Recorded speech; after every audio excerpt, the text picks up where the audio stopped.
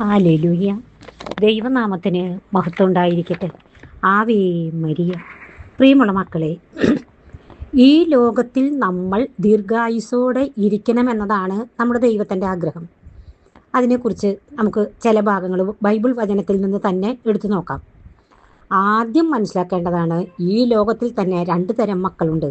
ഒന്ന് ലോകത്തിൻ്റെ മക്കൾ, രണ്ട് രാജ്യത്തിൻ്റെ സന്തതികൾ. Praise the Lord. ഒന്ന്, യോഹന്നാന്റെ സുവിശേഷം 17-ാം അധ്യായം 14-ാം തിരുവാക്യം. ലോകം അവരെ ദ്വേഷിച്ചു, എന്തെന്നാൽ ഞാൻ ലോകത്തിൻ്റേതല്ലാത്തതുപോലെ അവരും അല്ല. ഓക്കെ, ലോകത്തിൽ നിന്ന് അവരെ അവിടുന്ന് എടുക്കണമെന്നല്ല, ദുഷ്ടനിൽ നിന്ന് കാത്തുകൊള്ളണമെന്നാണ് ഞാൻ പ്രാർത്ഥിക്കുന്നത്. യേശു പറഞ്ഞതാണ് കേട്ടത്. ലോകത്തിൽ നിന്ന് എടുക്കണമെന്നല്ല, എന്നാൽ ദുഷ്ടനിൽ നിന്ന് കാത്തുകൊള്ളണമെന്ന്. ഇതിൽ നിന്നും പൂർണ്ണമായി നമുക്ക് മനസ്സിലാക്കാൻ സാധിക്കുന്നത്, ഈ ലോകത്തിൽ ദൈവം തന്ന ഒരു ജീവിതം, ദൈവത്തെ അറിഞ്ഞ് സ്നേഹിച്ച് നമ്മെ ഏൽപ്പിച്ച ദൗത്യം പൂർത്തിയാക്കി ആയുസ് തികച്ച് ദൈവത്തിൽ നാം ചെന്ന് ചേരണം. എവിടെ നിന്നാണോ നമ്മുടെ ആത്മാവ് വന്നത് അവിടെ ചെന്ന് ചേരണം നമ്മൾ. Praise the Lord.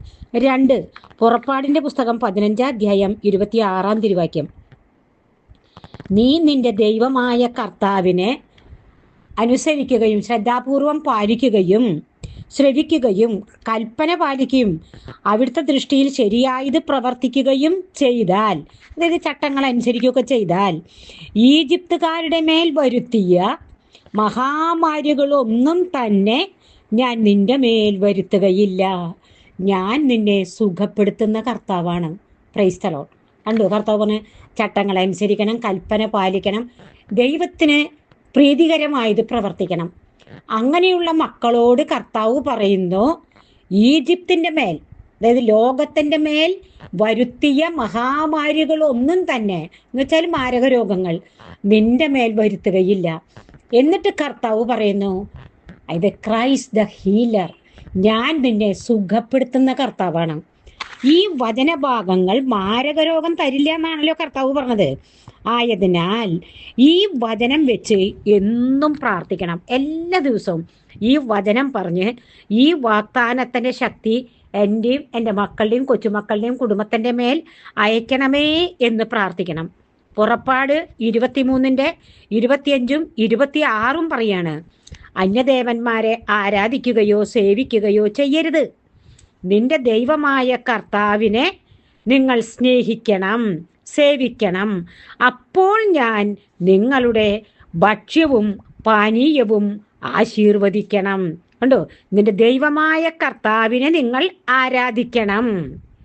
അപ്പോൾ ഞാൻ നിങ്ങളുടെ ഇടയിൽ നിന്ന് രോഗം നിർമാർജനം ചെയ്യും. ഗർഭഛിദ്രമോ വന്ധ്യതയോ നാട്ടിലുണ്ടായിരിക്കില്ല അത്രേ. നിനക്ക് ഞാൻ ദീർഘായുസ് തരും. നാം ദീർഘായുസോടെ ജീവിക്കണം എന്ന് തന്നെയാണ് ദൈവഹിതമെന്ന് ഈ വചനഭാഗങ്ങൾ നമ്മളെ മനസ്സിലാക്കി തരുന്നു. ഫിലിപ്പിയർക്ക് എഴുതിയ ലേഖനം 2-ാം അധ്യായം 25-ാം തിരുവാക്യം മുതലുള്ള തിരുവാക്യങ്ങളിൽ എപ്പഫ്രോദിത്തോസ് എന്ന് പറയുന്ന ഒരു ശുശ്രൂഷകനെ കുറിച്ച് പൗലോസ്ലീഹ നമുക്ക് പരിചയപ്പെടുത്തി തരികയാണ്.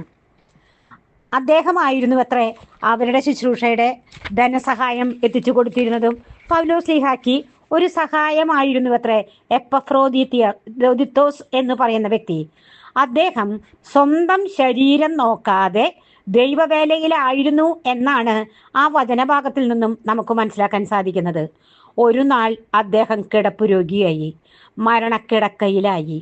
പൗലോസ്ലീഹ പറയുകയാണ്, അവൻ മരിക്കാതെ രോഗശയ്യയിൽ നിന്നും പൂർണ്ണമായും സുഖപ്പെട്ടു. ഹല്ലേലൂയ. മരിച്ചു എന്നാണെന്ന് എല്ലാവരും വിചാരിച്ചത്, പക്ഷെ രോഗശയ്യയിൽ നിന്നും പൂർണ്ണമായും സുഖമാക്കപ്പെട്ടു. കാരണം കർത്താവ് അവനോട് കരുണ കാണിച്ചു എന്ന് പറയുന്നു. എന്നോടും കരുണ കാണിച്ചു. എനിക്ക് ദുഃഖത്തിൻ്റെ മേൽ ദുഃഖം വരാതിരിക്കാൻ ദൈവം അവനെ സുഖപ്പെടുത്തി എന്ന്. Praise the Lord. ആ അർത്ഥമൊന്നും എൻ്റെ മക്കൾ ചിന്തിച്ചു നോക്കൂ. ആ എപ്പഫ്രോദിത്തോസ് എന്ന് പറയുന്ന വ്യക്തി മരണശയ്യയിലായി. പുള്ളിക്കാരനെ പൂർണ്ണ സൗഖ്യം കൊടുത്ത് കർത്താവ് കരുണ കാണിച്ച് എഴുന്നേൽപ്പിച്ചു അത്രേ. എന്നിട്ട് പൗലോസ്ലീഹ പറയാ, എനിക്ക് ദുഃഖത്തിന്മേൽ ദുഃഖം ഉണ്ടായേക്കാം. കണ്ടു. അപ്പൊ പൗലോസ്ലീഹ കർത്താവിലായതിനു ശേഷം എന്നും ഒന്ന് തീരും മുമ്പേ മറ്റൊന്ന് വന്നു കഴിഞ്ഞു എന്ന് പറയും പോലെ ദുഃഖത്തിലായിരുന്നു എന്നാണ് ആ വചനഭാഗത്തിൽ നിന്നും നാം മനസ്സിലാക്കുന്നത്. ഒന്നും കൂടെ എൻ്റെ കുട്ടികൾ ശ്രദ്ധിച്ചു കേൾക്കൂ.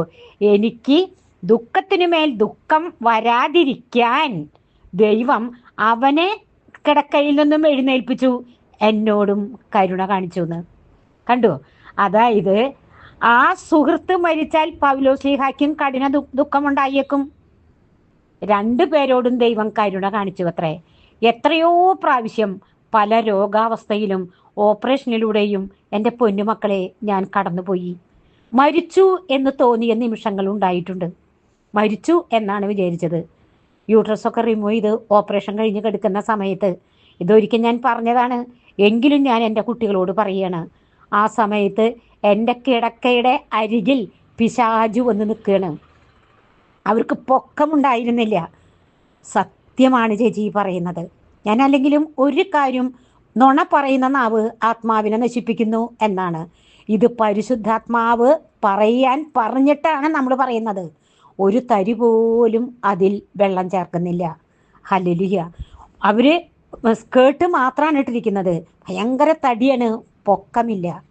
എന്നിട്ട് അവര് എന്നെ അങ്ങോട്ടും ഇങ്ങോട്ടും ഒരു വലിയ മുള്ളും കൂട്ടം, മുളക്കൂട്ടമില്ലേ, അതിലേക്ക് എന്നെ അവർ വലിച്ചെറിയുന്നു നഗ്നയാക്കിയിട്ട്.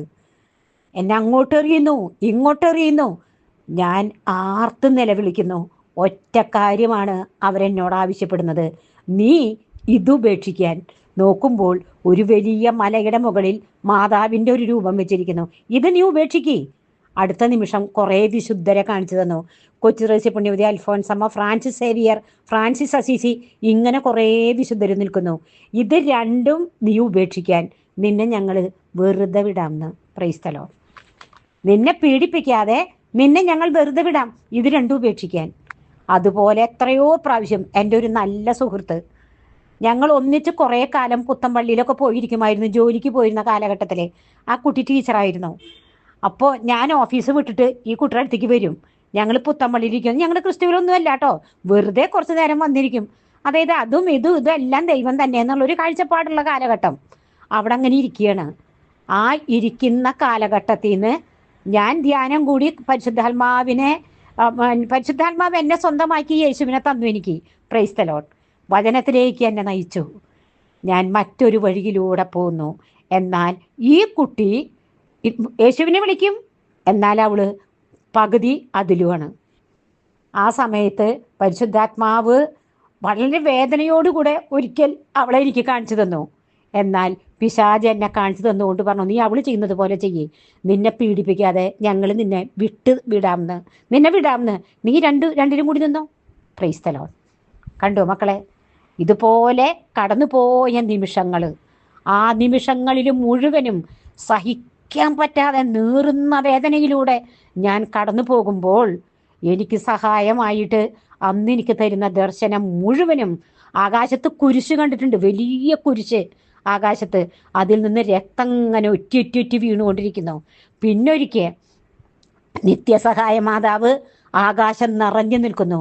ഈശോയുടെ തിരുഹൃദയത്തിൻ്റെ രൂപം ആകാശം നിറഞ്ഞ് അഗ്നിയുടെ നടുവിൽ നിൽക്കുന്നത് പോലെ നിൽക്കുന്നു. അങ്ങനെ പല തരത്തിൽ കാണിച്ചു തന്നുവെങ്കിൽ പോലും ഞാൻ രോഗാവസ്ഥയിൽ നിന്നും കിടക്ക വിട്ട് എഴുന്നേറ്റിരിക്കുന്നത് പരിശുദ്ധമ്മയുടെ ദർശനം കൊണ്ടാണ്. അമ്മ വന്ന് എൻ്റെ മുൻപിൽ നിൽക്കും, ഒന്ന് ചിരിക്കും, അമ്മ കൈയൊന്ന് ഉയർത്തും.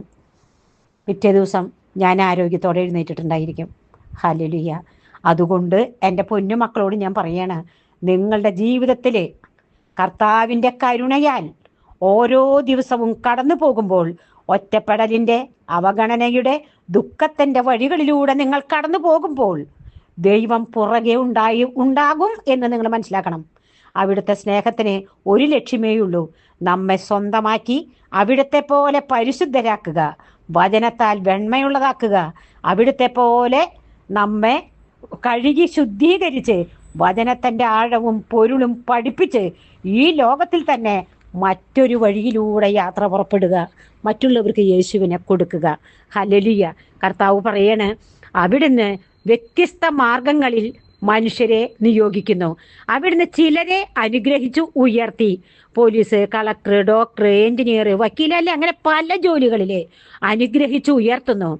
വേറെ ചിലരെ വിശുദ്ധീകരിച്ച് തന്നോടടുപ്പിക്കുന്നു. സഹനങ്ങളിലൂടെ വെള്ളാറങ്കല്ല് പോലെ നിങ്ങളെ വിശുദ്ധീകരിക്കും ദൈവം. എന്നിട്ടാണ് ദൈവം തന്നോടടുപ്പിക്കുക. മറ്റു ചിലരെ ശപിച്ചു താഴ്ത്തുകയും സ്ഥാനഭ്രഷ്ടരാക്കുകയും ചെയ്യുന്നു. അതുകൊണ്ട് പ്രിയമുള്ളവരെ, സഹനങ്ങൾ ഉണ്ടാകുമ്പോൾ കർത്താവ് നിന്നെ കഴുകുകയാണ്. കർത്താവ് ഒരിക്കലും നിന്നെ വിട്ടുപോകുന്നില്ല. ഈ ലോകത്തിൽ തന്നെ നീ ഒരു വിശുദ്ധ ജീവിതം നയിച്ച് യേശുവിനെ പോലെയായി തീരാൻ യേശു നമ്മോട് കൂടെ ഇരിക്കുന്നതാണെന്ന് മനസ്സിലാക്കുക. എല്ലാ മക്കളെയും ദൈവം അനുഗ്രഹിക്കട്ടെ എന്ന് പ്രാർത്ഥിക്കുന്നു. ലോകം മുഴുവനും വേണ്ടി പ്രാർത്ഥിക്കുന്നു. അമ്മേ മാതാവേ, നീതിമാനായ വിശുദ്ധ യൗസേ പിതാവേ, അപ്പസ്തോല ഗണങ്ങളെ, മാലാഖമാരെ, വിശുദ്ധരെ, നിങ്ങൾ ഞങ്ങൾക്കായി പ്രാർത്ഥിച്ചതിന് നന്ദി. തുടർന്നും ഞങ്ങൾക്ക് വേണ്ടി പ്രാർത്ഥിക്കണമേ എന്ന് താഴ്മയോടെ യാചിച്ചുകൊണ്ട് നിത്യം പിതാവും പുത്രനും പരിശുദ്ധാത്മാവുമായ സർവശക്തനായ ദൈവമേ, ആമേൻ.